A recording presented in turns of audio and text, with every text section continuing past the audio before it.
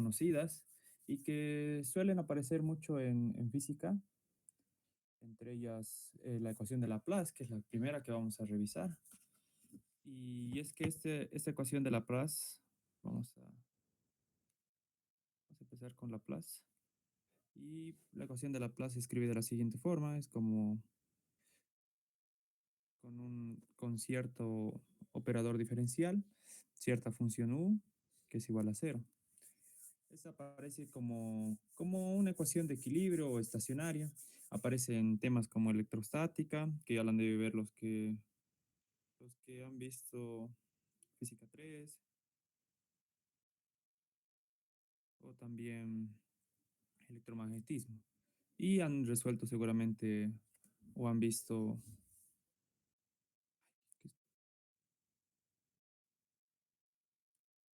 las formas de resolver esto de acuerdo a los diferentes condiciones de contorno, ¿no?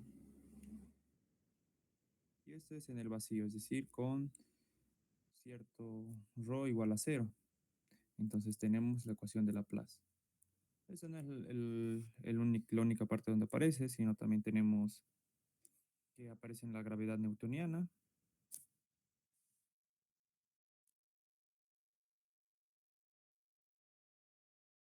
donde en vez de tener como tal estas corrientes estacionarias, más bien de tipo cargas positivas o negativas, aquí tenemos masa, ¿no? En el vacío también, pues si estuviéramos con masas, entonces deberíamos particularmente introducir eh, cierta cantidad a al lado derecho de la ecuación. También podemos hablar de otras ecuaciones o de otras partes donde podemos ver esta ecuación de Laplace, por ejemplo, en difusión o calor estacionario,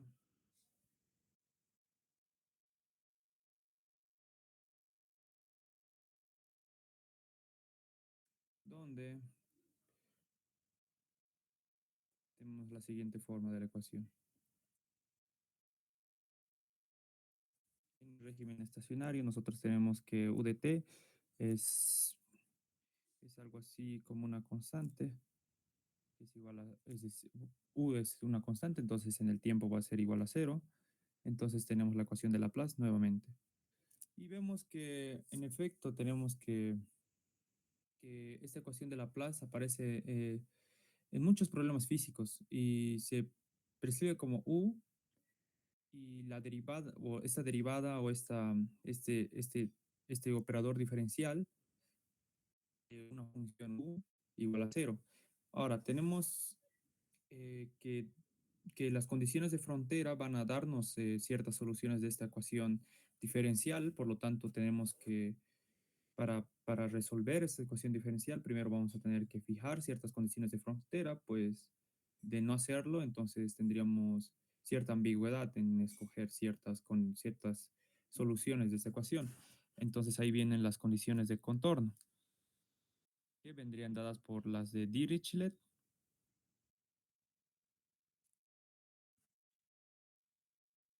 que estas son condiciones de contorno en la función y en la frontera.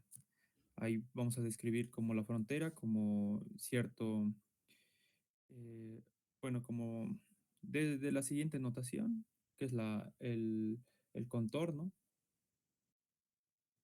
y esto a cierto potencial fijado o cierta función fijada. Vamos a decir potencial fijado.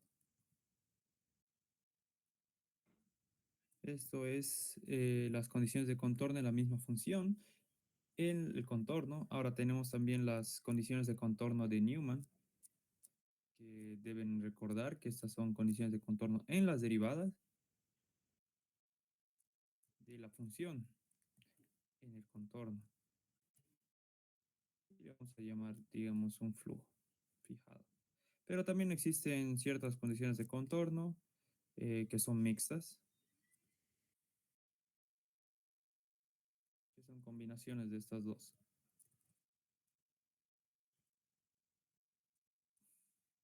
Esas condiciones de contorno nos dan cierto, bueno, no solo son para soluciones, sino a veces también para interpretaciones físicas, de acuerdo a las condiciones que le podamos dar, podemos encontrar ciertos objetos físicos o no. O, bueno, con ciertas condiciones de contorno encontramos ciertos objetos físicos y con otras condiciones otros. Esto aparece en teorías como lo que recuerdo en teoría de cuerdas, si es que han visto algo de esto. Y en algunas otras ocasiones simplemente son diferentes soluciones de las ecuaciones de campo. Eh, bueno, en dominios razonables, este problema de Laplace con las condiciones de contorno de Dirichlet tienen soluciones únicas, ese es un principio, ¿no? Y se va a justificar con cierta construcción, como son la separación de variables. Y a esa solución de separación de variables vamos a llamarla bueno, va a ser la solución, ¿no?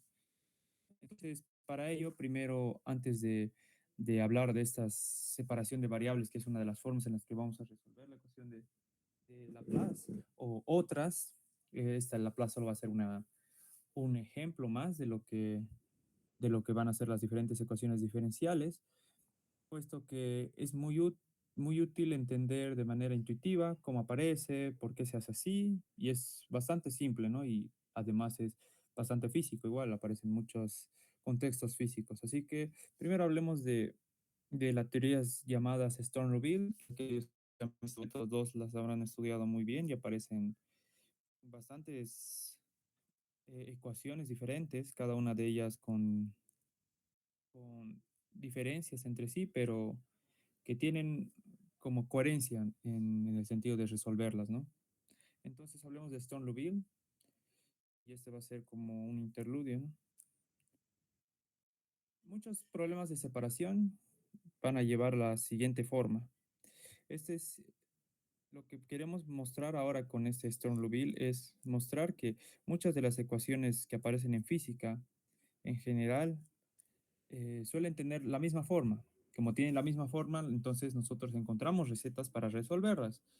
Esas recetas para resolverlas van a ser muy útiles cuando queramos sacar observables físicos reales, que son medibles en laboratorio, ¿no? Entonces, es muy útil aprender estos métodos y aparecen en muchos contextos físicos. Ya de acuerdo, sabiendo estas recetas, ya podemos, cuando estudiemos física, vamos a ver en qué lugares las ponemos. O simplemente cuando veamos una ecuación diferencial, nosotros nos vamos a dar cuenta que es en específico de la forma que es esta Sturm-Liouville y va a ser más fácil resolverlas, o al menos más organizado. Aquí entonces tenemos la ecuación de Sturm-Liouville.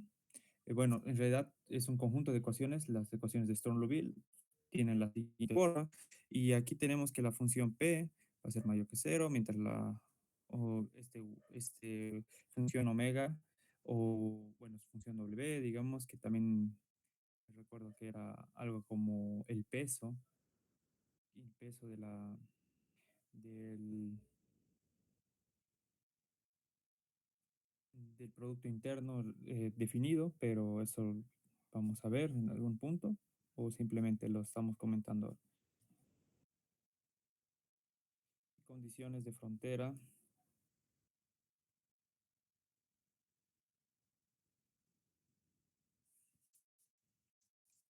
que serían, como ya hemos visto, Dirichlet, Newman o mixtas, ¿no?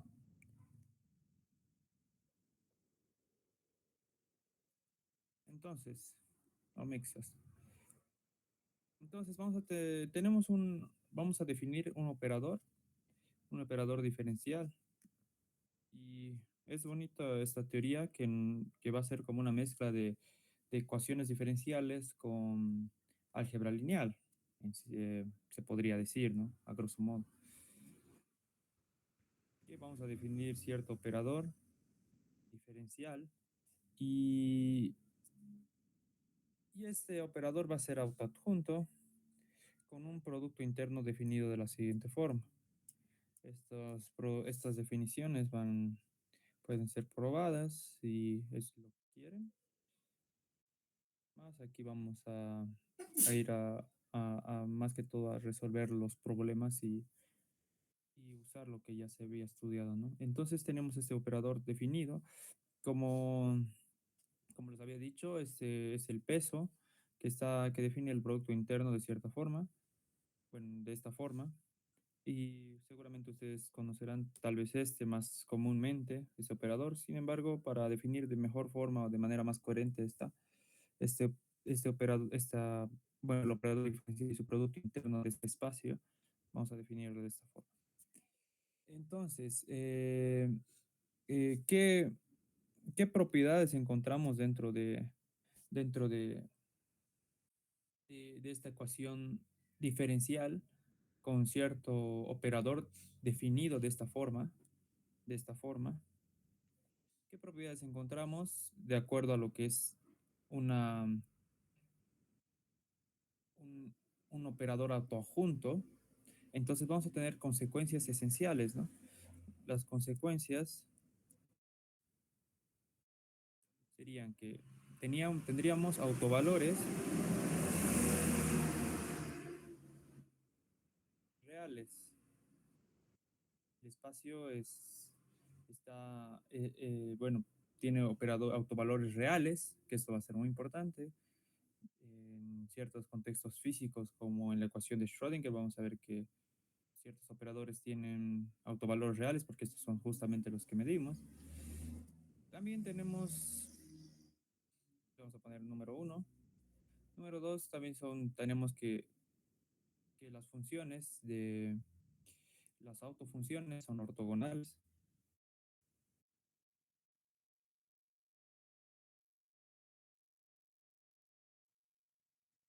es decir, que el producto interno de estas dos va a ser igual a cero. Ortogonales, claro, recordarán que ahora estamos con operadores diferenciales y los operadores diferenciales se comportan con un espacio vectorial. Ahora, recordarán también que en álgebra lineal, cuando nosotros definimos vectores, los definimos de acuerdo a ciertos axiomas, es decir, a ciertos puntos que tienen que cumplir, que son los axiomas exactamente. Entonces, en este sentido es más intuitivo saber lo que es ortogonal, ¿no? Porque tenemos vectores en álgebra lineal que han debido ver o los vectores que aparecen en física uno que algo ortogonal son simplemente dos cosas que son 90 grados. Sin embargo, sabemos que esto no es una definición precisa de lo que es la ortogonalidad, sino más bien nosotros definimos un espacio al igual que nosotros definimos vectores.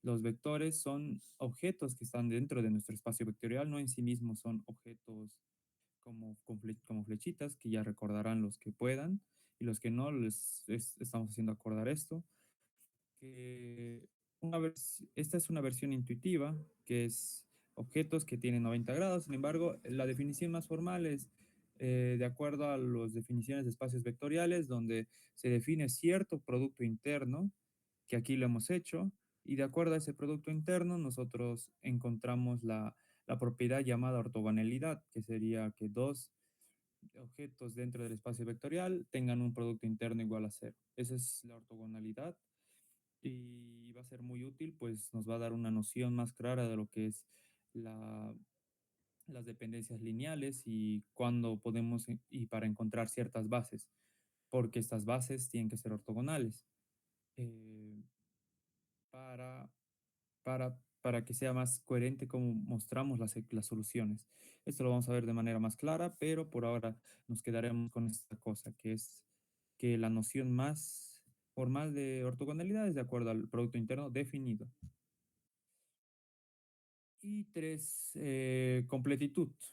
Bueno, esto mm, me parece que no es una condición tan necesaria, sin embargo, casi siempre se asume dentro de soluciones físicas estables que una función razonable se expande, aquí vamos, en la base que sería de aquí arriba, una base ortogonal, que no necesariamente las bases son eh, ortogonales, pero sí son linealmente independientes. Pero vamos a hablar de bases ortogonales. Y bueno, se podría decir que en física esta es la versión de ecuaciones diferenciales parciales para diagonalizar un operador. Es como, ¿qué estamos diciendo aquí? Que en álgebra lineal nosotros tenemos ciertas matrices y estas matrices tienen ciertos números, digamos así, y ya, ¿no? Y de acuerdo a estos números nosotros podemos encontrar una base de este operador lineal de modo que este sea diagonalizado, ¿no? Sin embargo, en ecuaciones diferenciales parciales como las que estamos revisando, el operador es ahora diferencial y tiene funciones como base. Entonces, este operador diferencial ahora ya no es de esta forma, sino más bien es un poco diferente, ¿no? Se podría decir que es de dimensión infinita, cosas de ese estilo. Y al encontrar sus operadores, sus autovalores, sus autofunciones, entonces es una forma de diagonalizar el operador, digamos.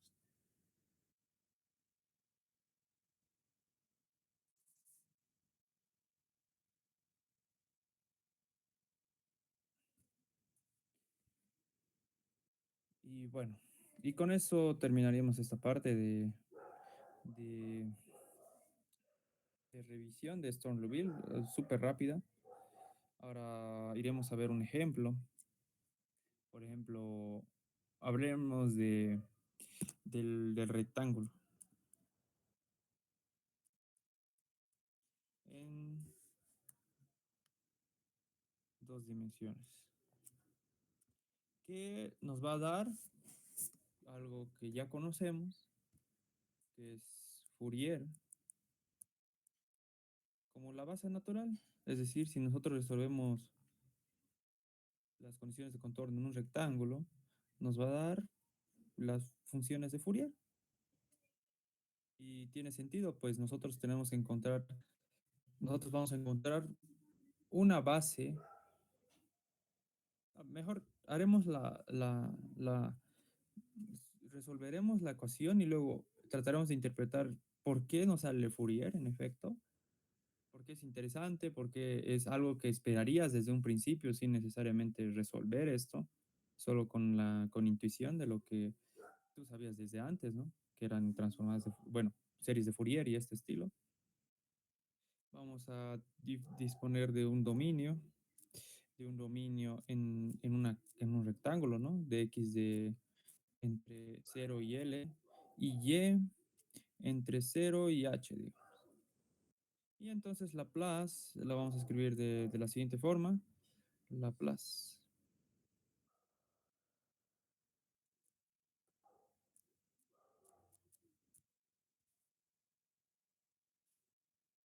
Y condiciones de Dirichlet,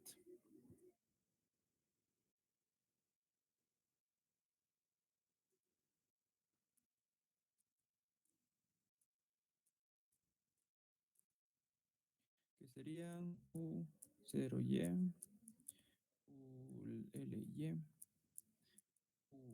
UX0 y 0. Y ahora vamos a poner una función más, una función, ¿no? Como una condición de contorno para tener algo un poquito más general. Y ahora sí, ¿cómo vamos a resolver esto? Como había dicho,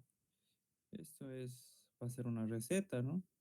Entonces vamos a tener un paso número uno, que es la separación.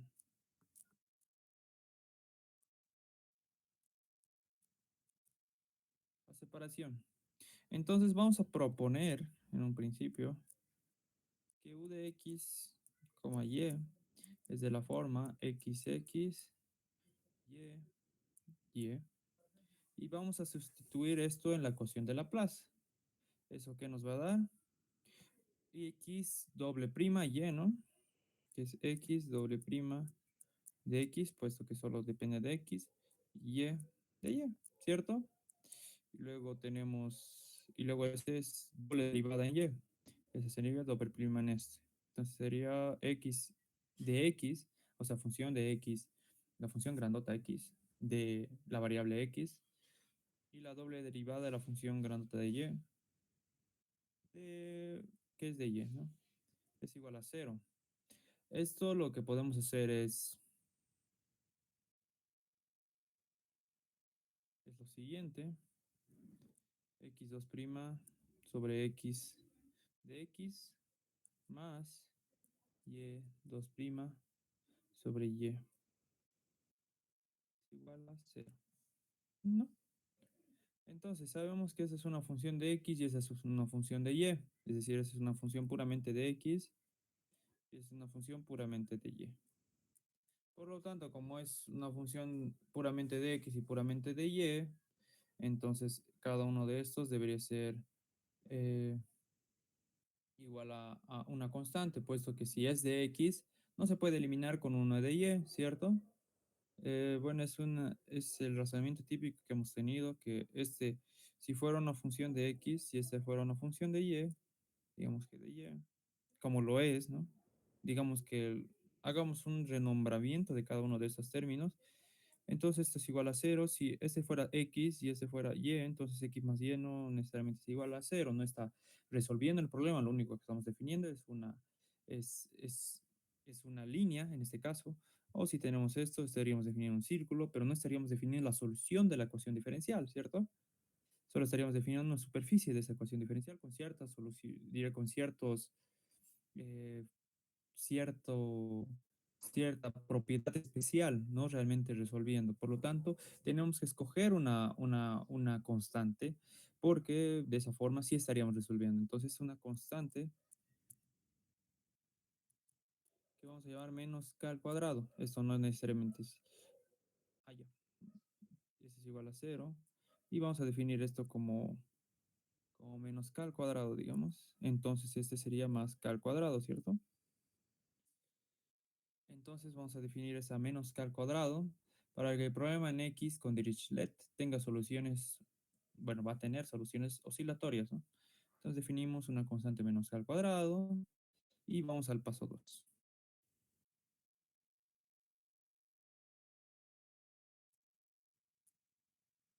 Bueno, en el paso 2, ¿qué vamos a hacer? Vamos a tener un problema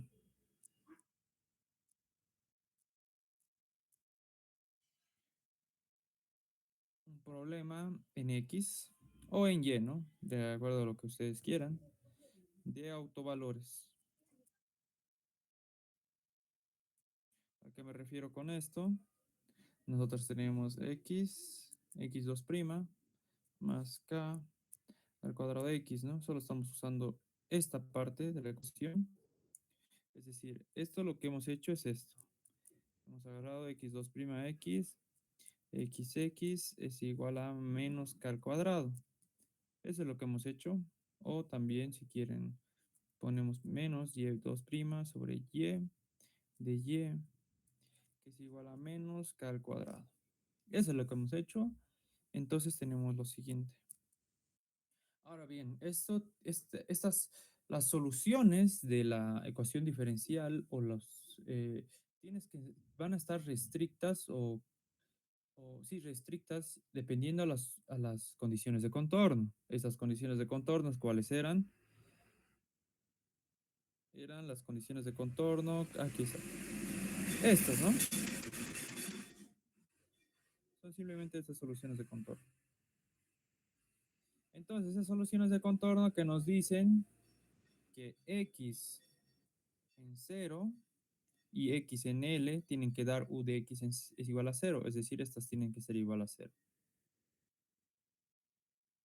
Y esas condiciones de contorno, nos van a dar, curiosamente, una cuantización, diríamos así. La condición de x fuerza una cuantización. Eh, Esto es interesante, pues en mecánica cuántica nosotros encontramos eh, cuantizaciones debido a que hay condiciones de contorno. Y justamente cuando no hay condiciones de contorno, como por ejemplo en la partícula libre, nosotros no tenemos cuantización. Entonces, cuántica no necesariamente significa cuantización, ¿no? Pero en condiciones, por ejemplo, en una partícula, en una caja, que algunos habrán visto. Nosotros tenemos la ecuación de Schrödinger para esta partícula en la caja y tenemos ecuaciones de contorno, tenemos condiciones de contorno. Esas condiciones de contorno son las que nos dan justamente esta cuantización. En este caso, la cuantización sería x de n, que es resolver eso, para que es solo resolver eso, nos dan seno n pi x de L, que es simplemente resolver esa ecuación diferencial ordinaria, ¿no? Claro, seno n pi x. Claro, ¿no? Ponemos esto aquí, es seno, coseno menos seno de n pi L al cuadrado, más k al cuadrado x, que es seno de n pi x L. Eso significa que los kn, es decir, los k que satisfacen esta ecuación, son n pi sobre L, para n igual a 1, 2, 3 y así. Si no fuera de esa forma, entonces no, no habría tal solución. Eh, entonces, esto ya es Sturm-Liouville, ¿no? Esto ya es Sturm-Liouville, que tenemos menos x 2' es igual a lambda x, y los autovalores lambda son, ¿qué? K al cuadrado, ¿no? Estos K al cuadrado son los lambda. Y esa es la forma de Sturm-Liouville que habíamos visto. Entonces, esas soluciones es simplemente una ecuación de Sturm-Liouville bastante simple que nos ha dado las funciones de Fourier, bueno, las funciones de la serie de Fourier, que son los senos y cosenos, y la ecuación en Y, vamos a tener la ecuación de en Y, va a ser diferente. Ahora ya tenemos las soluciones en X, ¿no? Aquí podríamos ponerlo más explícito.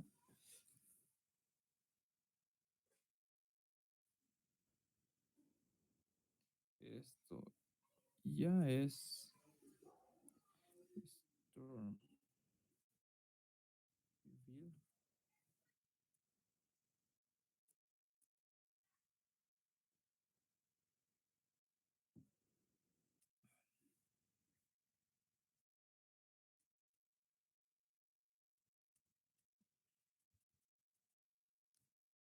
Y ahora sí vamos al paso 3.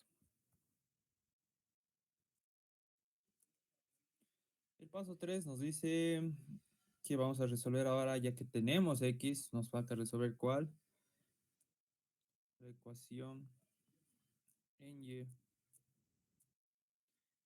La ecuación en Y es diferente a la de X. Sí, ¿por qué? Por el signo, ¿no? Ya no es más k al cuadrado, sino es, bueno, ahora es más k al cuadrado, porque tenemos menos y 2' sobre y.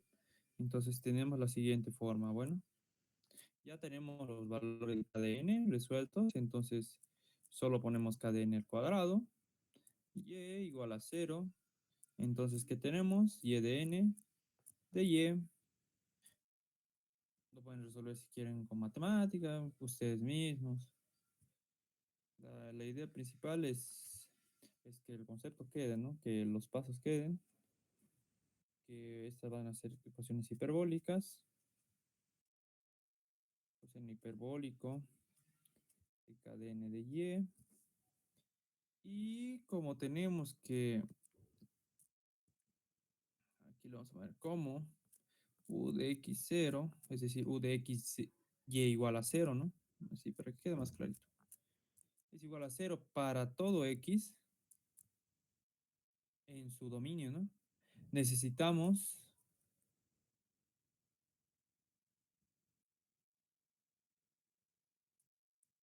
que y de n de 0, que es igual a 0, entonces d es igual a 0, así tenemos que y de n de y es que seno hiperbólico de k de n de y, ¿cierto?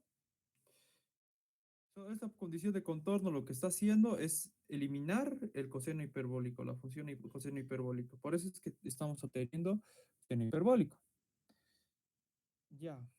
Ya hemos resuelto casi todas las condiciones de contorno, ¿no? Es decir, ¿qué hemos hecho? Volvemos a repetir antes de seguir.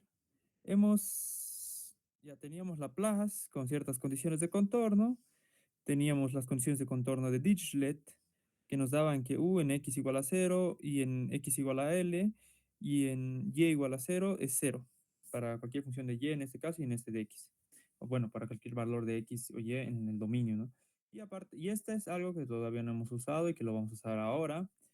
Primero usamos los de cero porque son más fáciles de resolver. Entonces, en el paso uno tenemos la separación de variables. Nosotros proponemos que u de x de y es x, una función de x y una función de y separadas. Es curioso, suele ser como el primer paso para resolver una ecuación diferencial parcial para un físico. Le metemos una separación de variables y ya vemos qué pasa. Y lo que ha pasado es que en efecto hemos tenido las siguientes dos ecuaciones. Vemos que esta, que esta es una función de x, esta es una función puramente de y, por lo tanto, como tienen que eliminarse en todo el dominio de x y de y, entonces tiene que ser una constante, esa constante que hemos definido, menos que al cuadrado. Ahora, el problema en x en autovalores va a ser el siguiente. Nosotros tenemos x2' más k al cuadrado x es igual a cero. Entonces agarramos las condiciones de contorno de x y obtenemos que senos. Obtenemos funciones senos con ciertos KdNs, que son los cuantizados, que deberían valer NPi sobre L. Si no fuera así, entonces no tenemos en efecto las condiciones de Dirichlet. Es decir, las condiciones de Dirichlet son las que nos dan eh, esta cuantización y esta forma de la función, que va a ser interesante en ciertos contextos físicos. eh, sí, en ciertos contextos físicos, de hecho en muchos. Y luego obtenemos bueno, luego vemos que en efecto ya era una ecuación de Sturm-Liouville de la siguiente forma. Y luego resolvemos la ecuación en Y. Con la ecuación de Y obtenemos lo siguiente y que obtenemos funciones puramente de seno hiperbólico. Ya no hay coseno hiperbólico debido a la condición de contorno que está eliminando estas soluciones del tipo coseno hiperbólico. Eso es lo que ha hecho la condición de contorno. Ahora bien, ya está, ya tenemos las soluciones. ¿Qué nos falta? Nos falta una condición de contorno y nos falta mostrar cuál es u de x, y, ¿verdad? U de x, y depende de muchos valores de NP, de KdN. Es decir, cada uno de estos valores, de estos n, cada uno de estas funciones n, de estos x de n sub n y de estos KdN es una solución a la ecuación diferencial. Es decir, nosotros tenemos un montón de soluciones de la ecuación diferencial. Entonces eso quiere decir que en el paso 4 nosotros tenemos que hacer una superposición lineal de estas.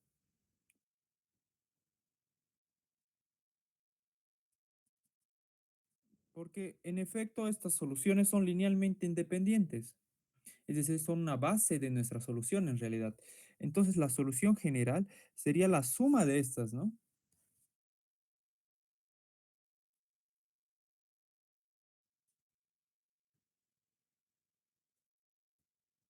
Esta es la solución general que respeta, ¿no? Las condiciones de fronteras, o digámoslo así, las fronteras homogéneas. X igual a cero y L y Y igual a cero. Es la siguiente, ¿no? U de X, Y es igual a una sumatoria. Y si una resuelve nuestra ecuación diferencial, entonces la suma también la resuelve. Y como son linealmente independientes, entonces no hay ambigüedad en ponerlas todas con cierto coeficiente ADN. Entonces tenemos seno de n pi x sobre L, seno hiperbólico n pi y sobre L es la solución. Pero es la solución de la solución, es la solución con tres condiciones de frontera. Tenemos que resolver la ecuación con todas las condiciones de frontera, ¿no? ¿Y cuál falta?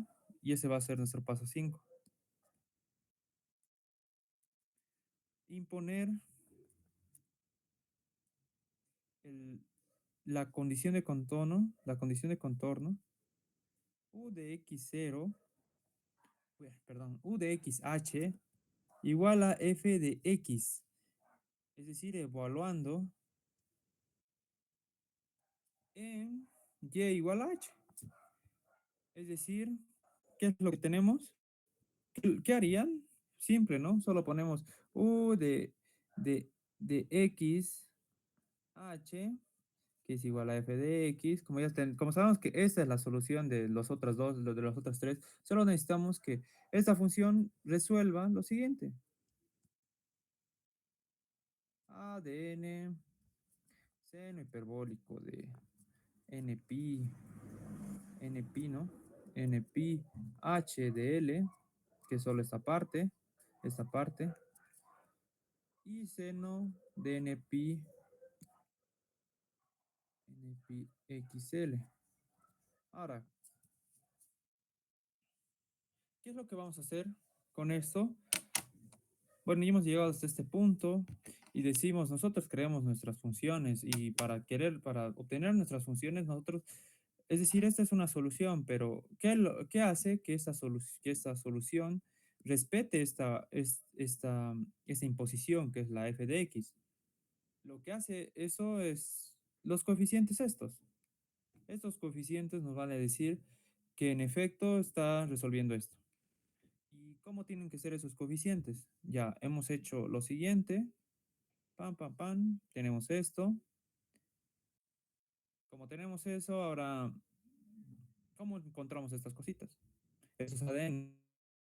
Aquí es donde vamos a usar una propiedad de los, que estas son las propiedades que hemos aprendido en métodos 2 que, que a veces parecen ser como solo propiedades, pero sí son necesarias para resolver estas ecuaciones, que son las que realmente queremos. Y es, por ejemplo, esa propiedad de ortogonalidad. Simplemente vamos a, vamos a encontrar cada uno de estos de ADN y para ello necesitamos la propiedad de esta cosa, de este seno. ¿Por qué? Porque nosotros vamos a multiplicar por una función seno de m pi x sobre l, digamos. Es decir, nosotros vamos a usar la siguiente propiedad. N pi x sobre L, seno de M pi x sobre L, de x es igual a L medios delta de NM, es decir, ortogonalidad, ¿no?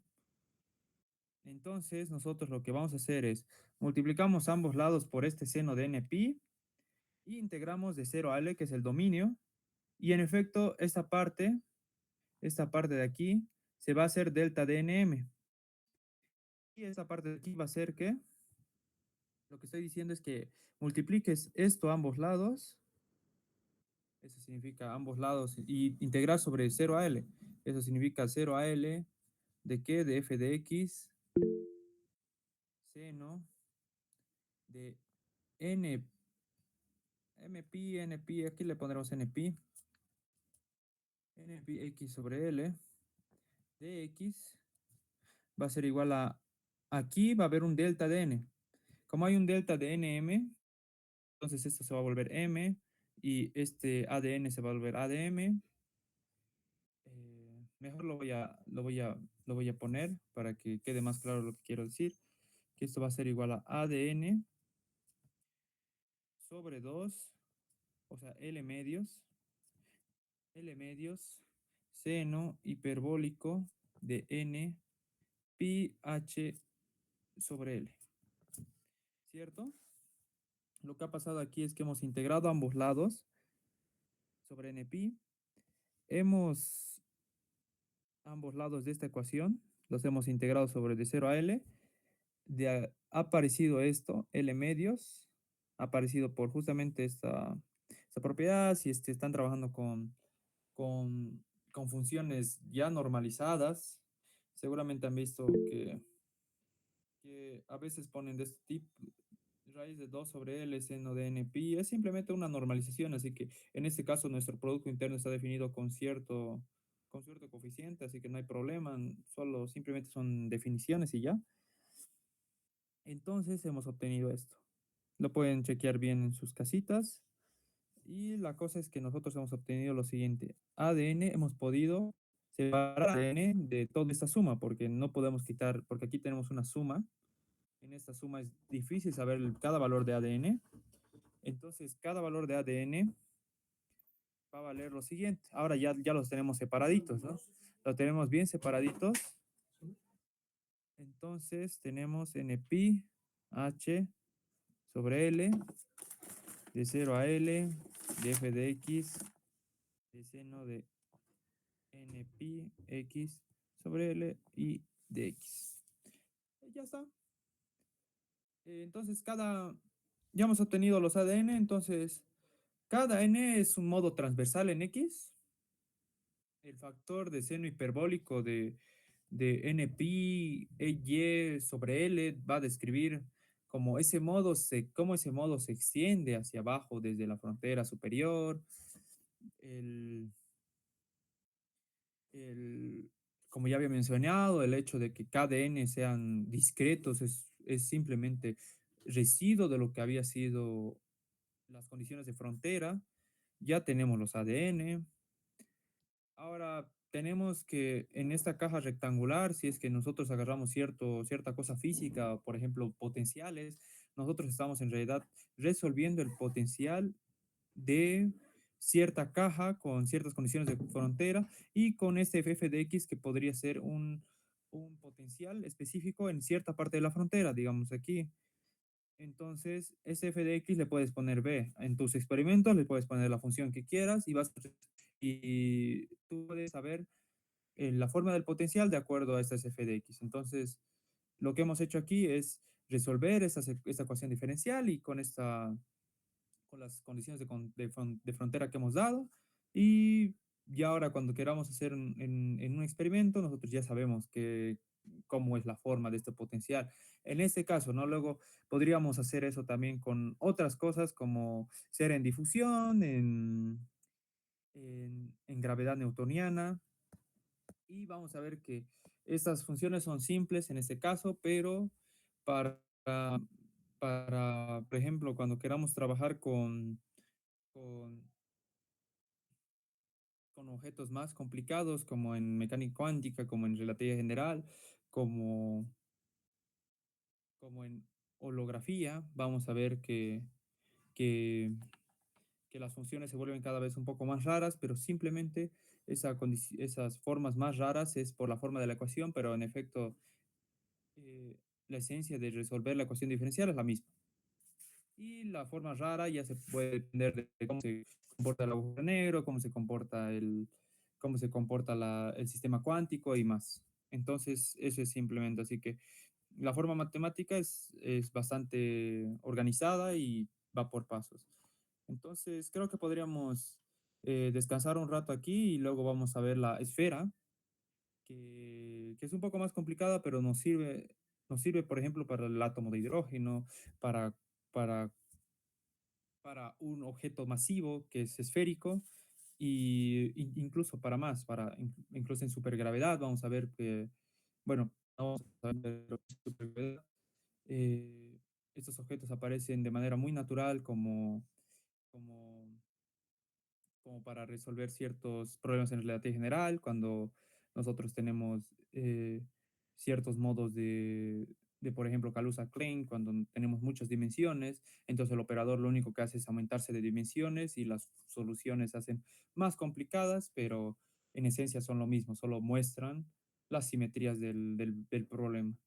Entonces, eso lo que quería dar ahora era simplemente que estas soluciones se pueden ir haciendo más complicadas en el sentido, complejas en el sentido de tener formas más raras, pero la resolución que estamos dando es muy natural en muchos contextos.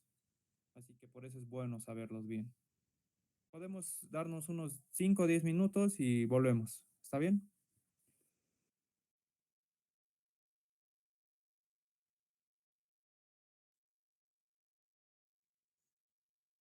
Bien, Diego, muchas gracias. Entonces, Pregunta.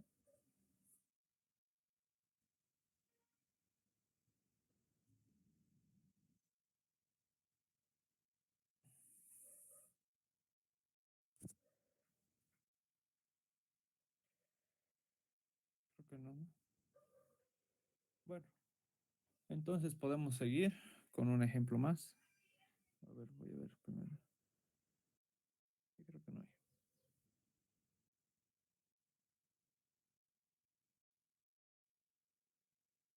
Sí, está bien. Entonces continuemos y ahora vamos a ver la esfera y los armónicos esféricos. Tenemos que en la esfera, y con esto yo creo que podemos acabar el día de hoy.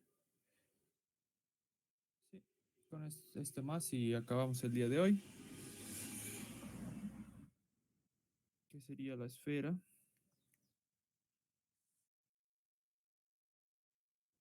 en 3D. Armónicos esféricos. Y, sí, armónicos esféricos. Entonces, en coordenadas esféricas, nosotros tenemos que el operador diferencial, en- a ver, vamos a poner así, en coordenadas esféricas,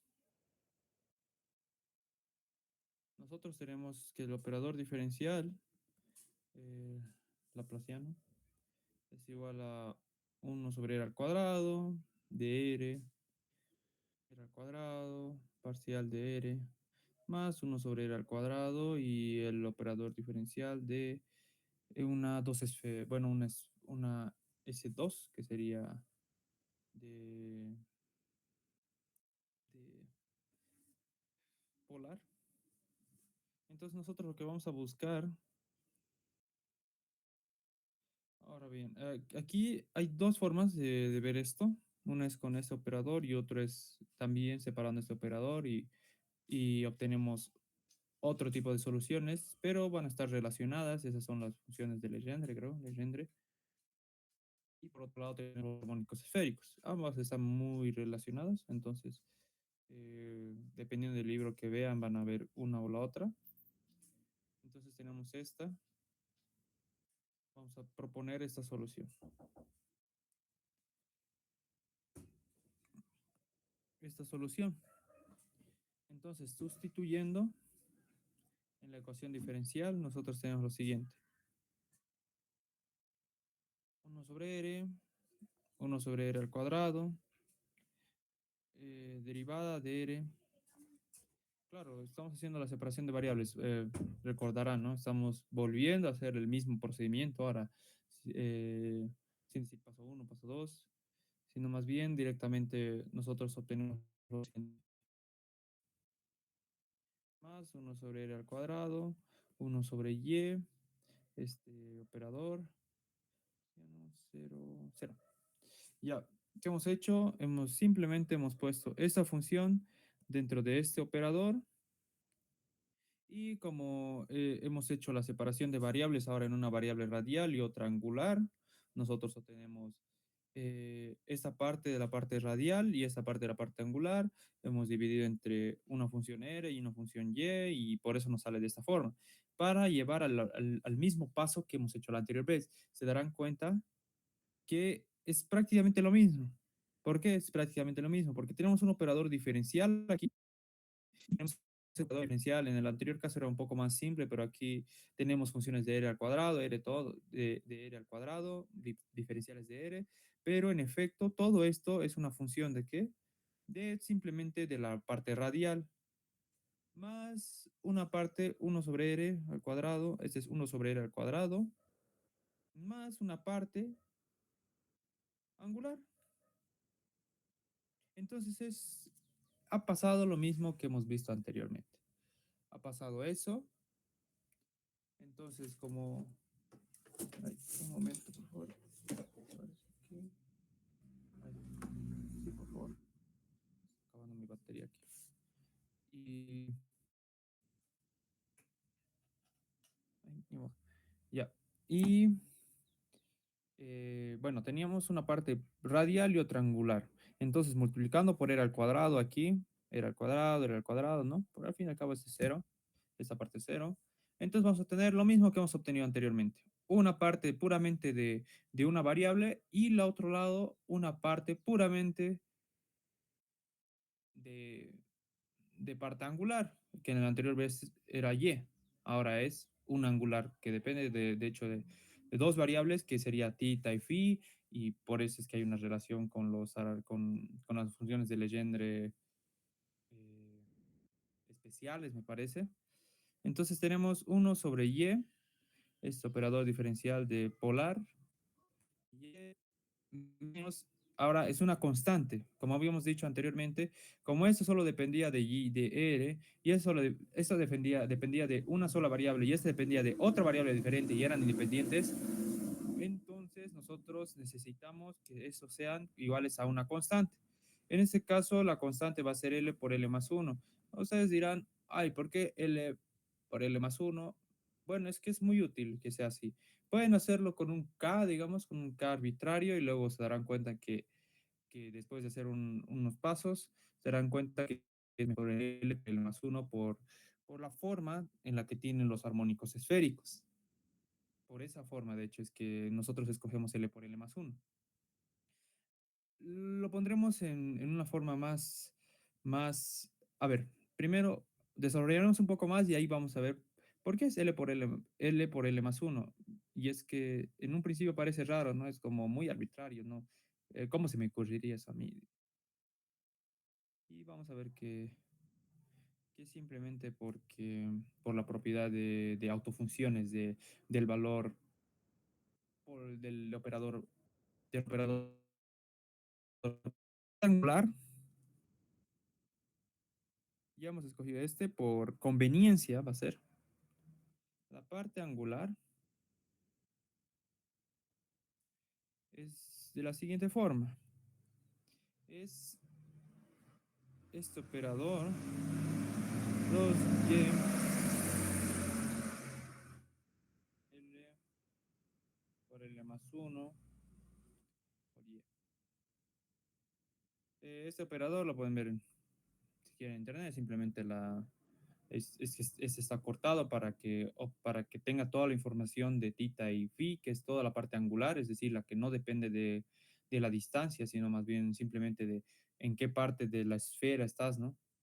Eh, Eso aparece simplemente como, bueno, ustedes pueden verlo en varios libros de qué forma es, pero nosotros lo estamos poniendo así para conveniencia de que veamos qué es lo que estamos haciendo en efecto y no tanto los operadores que aparecen, sino más bien la esencia del mismo procedimiento. Entonces, aquí vamos a resaltar eso, que esta es una ecuación del tipo Sturm-Liouville, nuevamente. Esta ecuación del tipo Sturm-Liouville tiene ciertas soluciones, tiene ciertos autovalores. Esos autovalores, en efecto, van a ser de la forma L por L más uno. Es decir, que sus soluciones regulares, es decir, cuando ustedes llegan y esto lo ponen K y llegan a este punto, entonces van a darse cuenta que eso por el tema de Sturm-Liouville y ecuaciones, diré, soluciones ortonormales y regulares, nosotros encontramos justamente que eso es L por L más uno, que son los autovalores que aparecen, así como en KDN eran cuantizados por las condiciones de control, en este caso es similar, entonces sus soluciones regulares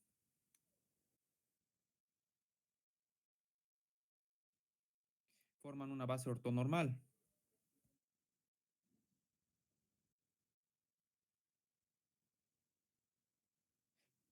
Pero esto también quisiera recalcar. Recordarán que en el anterior caso, nosotros sí teníamos operadores ortonormales, pero ¿y qué significa ortonormales? Que son ortonormales y están en este dominio de X y Y. Lo curioso es que estas bases ortonormales son completas, es decir, cualquier ecuación o cualquier función se puede escribir, bueno, cualquier función en este dominio se puede escribir como como una suma de estos operadores. Ahora, ¿por qué aquí van a ser diferentes los operadores que en el anterior caso si es que ambos son completos? Es por el dominio. El dominio es diferente en ambos casos. En este caso era una caja rectangular, es decir, tiene simetría rectangular y en cambio en el otro caso tiene esférica. Aquí tenemos por eso funciones del tipo seno y seno hiperbólico, mientras que aquí vamos a tener soluciones eh, del tipo que tienen esta simetría, bueno, simetría esférica, es decir, armónicos esféricos. Así que aquí vamos a encontrar otro tipo de soluciones regulares, pero esto es porque nosotros hemos definido que el operador laplaciano ahora tiene soluciones de simetría esférica, es decir, el operador laplaciano en un rectángulo que tiene, bueno, que tienen en un rectángulo, que es esto, no es lo mismo que el operador en coordenadas esféricas de esa forma, porque cambia el dominio, cambia la forma de la solución. Es decir, aquí estamos investigando soluciones en una caja, mientras que aquí en una esfera, a pesar de que ambas parezcan la misma solución o la misma ecuación. Entonces, esa es la diferencia. Por eso es que aquí obtenemos ecuaciones que tienen esa simetría, simetría esférica, y son armónicos esféricos. Y por eso también los autovalores cambian. Y ahora vamos a ver que la parte angular, sus soluciones angulares forman una base ortonormal. Una base ortonormal. Esta base ortonormal eh, es vamos a poner así, de funciones, el cuadrado en, en esta superficie polar. Son ya habrán visto que a veces puede dar miedo cuando la ves la primera vez que lo ves, que solo son armónicos esféricos, que simplemente son funciones que tienen simetría esférica y por eso aparecen justamente en problemas de simetría esférica en electromagnetismo. Simplemente es porque tienen esa simetría. Este es L igual a 0, 1, 2 y así, y M es igual a menos L a L. ¿Por qué aparecen M? Es porque aparte de cuantizar en L, también nosotros podemos definir una cuantización en M. Eso lo pueden ver más claro en eh, creo que en mecánica cuántica es donde se puede ver de manera más sencilla que hay una cuantización en L y otra en M, y esto tiene que ver con el átomo de hidrógeno también, pero son simplemente, para nosotros van a ser etiquetas. Etiquetas que están definidas por las condiciones de contorno. Uy, no tengo batería. A ver. Me dan un minuto, por favor.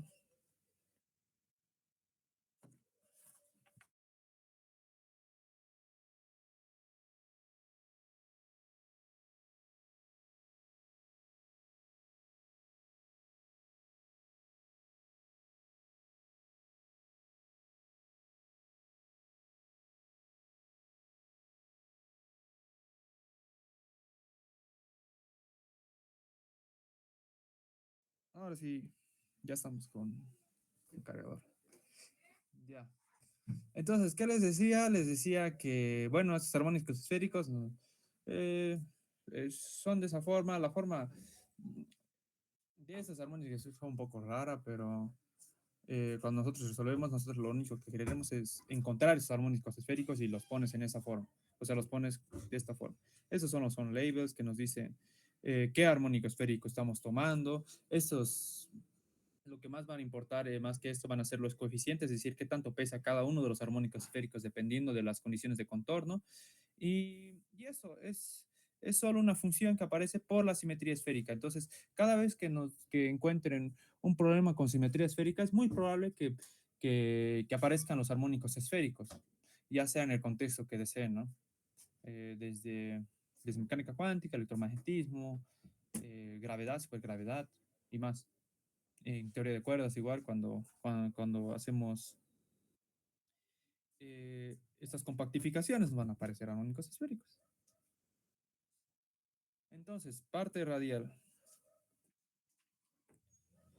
La parte radial parece más intuitiva y un poco más sencilla, pues solo tiene una variable y es simple, ¿no? Entonces, nosotros tenemos en la parte radial 1 sobre r al cuadrado, de r, r al cuadrado, r', que es solo r de la derivada de r de la función r, menos l por l más 1 sobre r al cuadrado de r.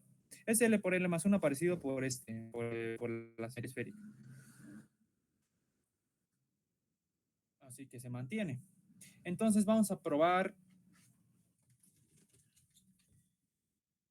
con una función de la forma que sea exponencial, ¿no? No necesariamente tiene que ser 1, alfa puede ser un valor y vamos, ¿qué vamos a obtener? Se obtiene alfa igual a L y alfa igual a menos L. Bueno, se obtiene alfa igual a L o alfa igual a menos L más 1. Es decir, ambas son soluciones de esa ecuación diferencial. Por lo tanto, como son linealmente independientes, nosotros tenemos que la solución oficial o la solución de esa ecuación diferencial va a ser la siguiente, ¿no? Simple, ¿no? Simple. Ahora, ¿cuál es la diferencia entre estas dos? ¿Por qué son linealmente independientes? ¿Acaso no el exponente? Estos L, como recordarán, son positivos. Como son positivos, entonces uno de estos su exponente está subiendo, es decir, r al cuadrado, r al cubo, es decir, está aumentando, mientras que el otro está disminuyendo, es decir, menos uno, menos 2 y así. Es decir, este es de tipo creciente, es medio decreciente, se podría decir. Creo que sí. Y eso quiere decir que, por ejemplo, cuando nosotros vamos hacia el infinito, por ejemplo, cuando r va hacia infinito, cuando r va hacia infinito, entonces esta parte va a ser completamente gigante, ¿no?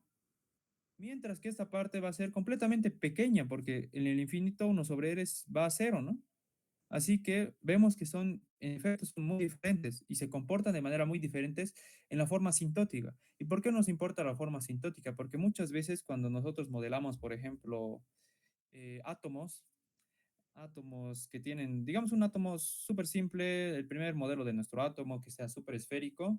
Entonces, si un observador, normalmente el átomo es súper pequeño, ¿no? Entonces, un observador está a una distancia, digamos que este tiene radio R. Entonces, radio R, digamos que tiene radio A mejor. Y R, un observador que mira lo que está haciendo este átomo, estaría muy lejos en comparación del tamaño de este átomo. Por lo tanto, podríamos decir que R es súper grande, entonces finito. De maneras simples, ¿no? Entonces, un observador que lo ve desde súper lejos, solo estaría midiendo el comportamiento asintótico de este átomo. Por eso es que nos importan los comportamientos asintóticos. Y por eso ambos tipos se comportan de manera muy diferente. Ahora bien, por ejemplo, si nosotros tenemos, ahora, digamos que nosotros estamos viendo súper cerca del centro. Entonces, cuando R sea cero, este R se va a hacer cero, mientras que este R va a tender a infinito, ¿no? Así que, por ejemplo, si tú eres un observador y estás en la Tierra y quieres observar, por ejemplo, los efectos que tiene la gravitación en este punto, o sea, pues, muy cercano al centro de la Tierra o muy cercano a la Tierra misma, entonces los efectos de esta parte serían súper enormes, algo que podría no verse, ¿no? Entonces, como no se ve, decimos, pues entonces no existe esa parte y B es una condición de frontera, ¿no? Y así podemos hacer con muchos modelos. De acuerdo a lo que nosotros vemos y medimos, nosotros vemos cómo se comporta la función. En este caso, se está comportando de esas dos formas, se puede comportar, y vamos a ver de cuál dependiendo de nuestro problema. Así que la solución general de esta solución, diré la solución general, ya hemos encontrado soluciones, pero no hemos encontrado la solución general. Entonces, la solución general sería de la siguiente forma. Tenemos U de R de phi, es decir, R y una coordenada radial que no necesariamente es tita, no, bueno, que es tita y phi a la vez. Es como una forma de compactar este tita y este phi, porque al fin y al cabo tú cuando solo parametrizas una esfera, tú tienes tita y tienes phi, pero esas dos, eh, como es simetría axial, no importan ninguna de las dos realmente, es decir, tú puedes mirar aquí, aquí va a ser lo mismo si es que tiene simetría axial. Solo se rompe esa simetría axial poniendo otras cosas como sea, un campo magnético, eléctrico en cierta dirección, pero en este caso, como tenemos la simetría esférica, lo podemos compactar en este objeto llamado omega. Entonces, si es sumatoria, como tenemos L de 0 a infinito, y no solo eso, como para cada función de L existen diferentes funciones de M, es decir, para cada función de L aún tienes una libertad de escoger otra función más diferente que es M, entonces ahí ponemos M desde menos L hasta L. Y ahí aparecen la solución general. Y estos simplemente son coeficientes que van a depender de L y de M, que solo son etiquetas, ¿no? ¿Por qué dependen de L y de M? Porque hay diferentes funciones de Y, de L y de M. Eh, es simplemente una etiqueta, no se asusten por la cantidad de símbolos aquí, solo son etiquetas, es decir, podríamos decir A, B, C, o sea, de L, para cada M, ¿no? Para M igual a 1, para M igual a 2, podríamos llamarle B, pero es se hace muy complicado el etiquetar cada uno de los coeficientes, por eso preferimos decir ALM, así que solo es un coeficiente, solo es una etiqueta, BDLM, RML más 1, porque estas son las soluciones, ¿no? Estas soluciones. Por eso hemos puesto etiquetas a cada una de estas soluciones. ¿Por qué? Porque para cada solución de estas hay un armónico esférico,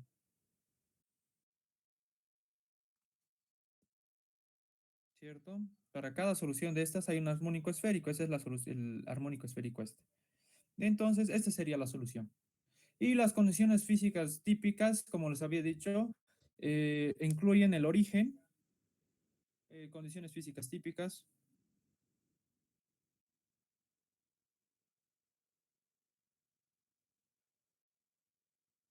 son R igual a cero, que es el origen, ¿no? R igual a cero, entonces BLM igual a cero. Y otra condición típica es la región exterior. R tiene infinito, decaimiento. Entonces, ¿qué pasa? ADLM igual a cero. Entonces, un ejemplo rápido, por ejemplo, una esfera conductora, si el potencial, por ejemplo, en la superficie R es igual a A, o sea, pongamos de una vez, ejemplo rápido.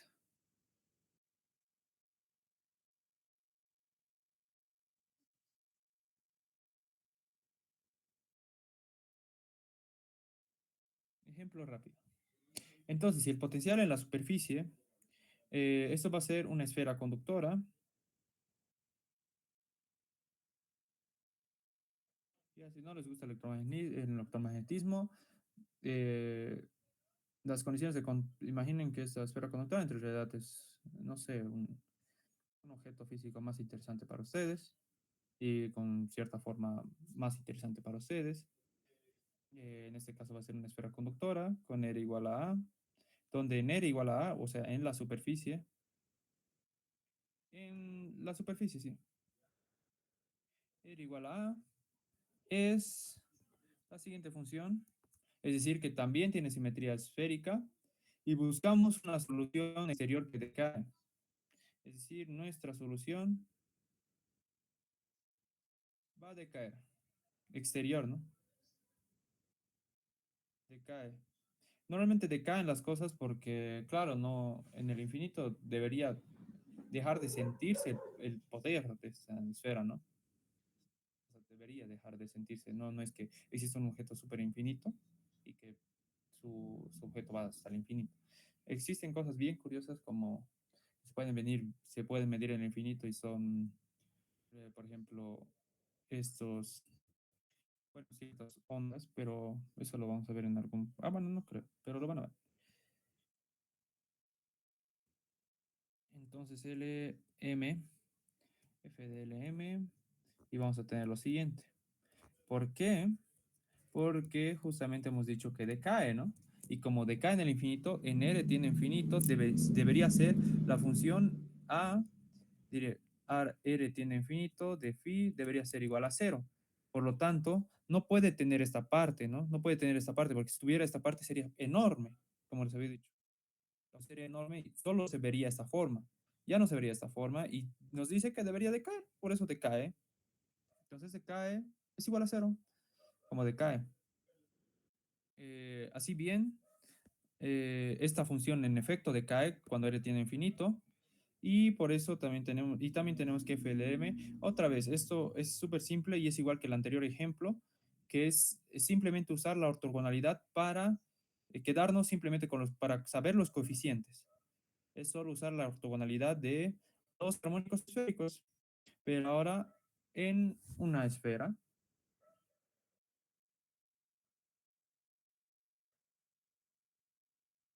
Luego también podríamos hablar del caso axial. Para terminar, podríamos decir caso axial.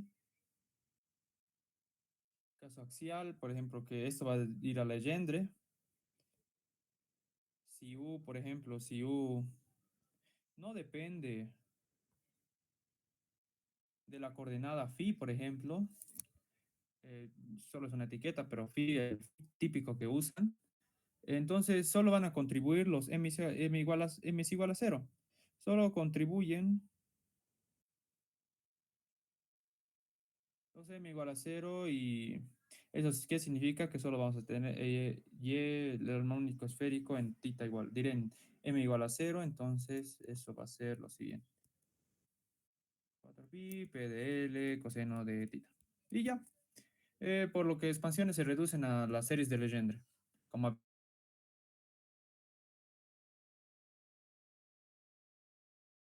Legendre normales, pero también hay entre los armónicos esféricos y las funciones especiales de Legendre, o Legrand, no sé cómo se pronunciará la verdad.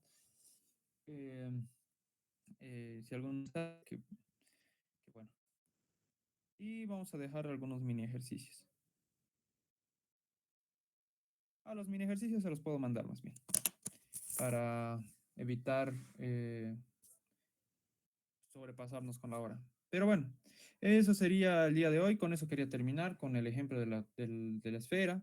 Pues ya saben, estos son, eso es, como son métodos matemáticos, lo que estamos aprendiendo es hacer recetas y procedimientos que nos ayudan a resolver problemas físicos reales y por eso son importantes. Es decir, nosotros estamos aprendiendo a cómo resolver esas ecuaciones para cuando nosotros estemos trabajando en un área específica, ya sea gravitación, materia condensada, electromagnetismo, óptica, nosotros solo sepamos que,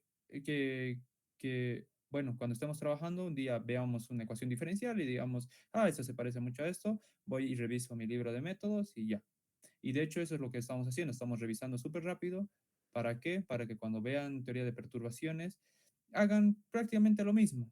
Separar, encontrar soluciones. En ese caso, como estamos hablando de agujeros negros y estamos hablando de objetos un poco más complejos, bueno, sí, un poco más complejos que estos, entonces las soluciones van a ser más raras, pero sigue teniendo la misma esencia, es decir, solo cambia la forma en la que se comportan. Solo cambia la forma en la que se comportan, así que lo único que vamos a hacer es cambiarle el nombre de la función y ya esa función ya lo resolvemos de manera numérica, o ya debe haber una tabla de las funciones, entonces no hay necesidad de seguir estudiando estas, sino más bien solo usarlas para resolver problemas físicos reales de hoy en día. Entonces eso sería por hoy. ¿Alguno tiene alguna pregunta? Y si tiene alguna pregunta la puede hacer ahora.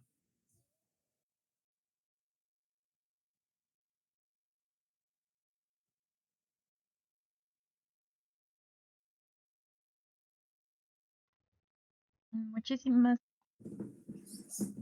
muchísimas gracias Muchísimas por la gracias clase. por la clase. Ya a los Eh, participantes, si tienen a alguna los pregunta, la participantes, pueden si escribir tienen por el preguntas, chat. la pueden escribir por el chat.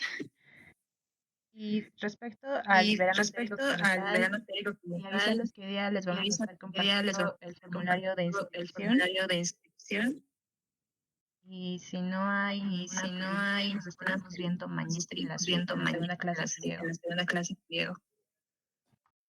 Bueno, eso es todo, me parece, que no hay